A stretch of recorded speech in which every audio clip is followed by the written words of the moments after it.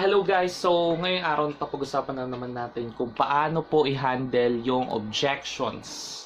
Ito po isang technique po para po ma-handle natin ng isang objections. Ayaw po natin sa kalagitnaan ng sales, so sa sales processing, nagtatapo na ng objection kasi na-solve mo isa-isa, di ba?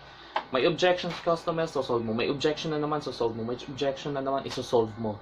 So, ang pangit ng ganong style, para kang nagwa-whack-a-mole. Pag may lumabas na papaluin mo. Pag may lumabas na papaluin mo. Diba? So, sa games. So, paano i-handle yung objection? Diba? Ayaw mo naman yung ganun. So, ang una, kailangan mo i-separate yung objection.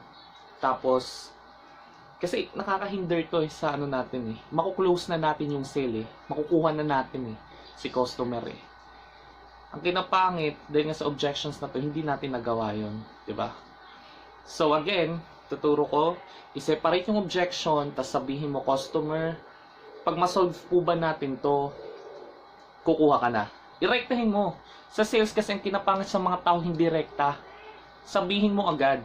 'Di ba? Kailangan mo maging, direct. Hindi yung sasalita ka customer, di ba ang pangit ng ganun? Yun yung common na basic salesmen na mga na maling ginagawa. Hindi ka naman nata promoter dun sa mga mall na ganyan, di ba? So, may part tayo dyan, pero hindi ganon sa mga professional salesmen. We are professional, we are professionally selling products. Hindi lang tayo salesman na nagbebenta ng kung ano-ano. Diba? Hindi yun. We are professionals here. So, i-separate yung objection, customer, pag maano ko po ba to, kukunin mo na. For example, paano naman yung delivery?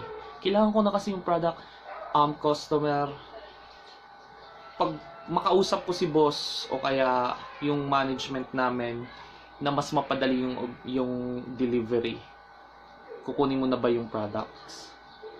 Diba? Paano kung mayroon na naman objections si customer? Kaya napaka-importante sabihin mo, meron ka pa bang mga objections? Pag magsabi siya ng meron siyang ibang objections o kaya sinabi mo, meron ka bang objections? Sabihin niya, paano po yung delivery? Mr. Customer o Miss Customer, meron ka pa, aside from delivery, meron ka pa po bang ibang problema? Ibang objections, diba? Pwede niya sabihin, paano yung warranty? Gaano ba to? Pwede niyo po bang mausog? O kaya, pwede niyo po ba yung presyo? Hindi, wala pa akong masyado ngayong pera.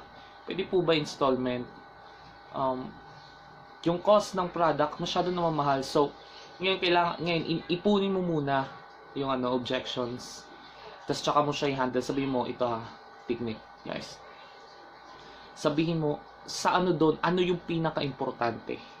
Kasi meron yan lalabas yan Yun yung reason kaya ka salesman. Kasi, inaalam natin yung needs ni customer. Inaalam natin kung ano ang yung problema.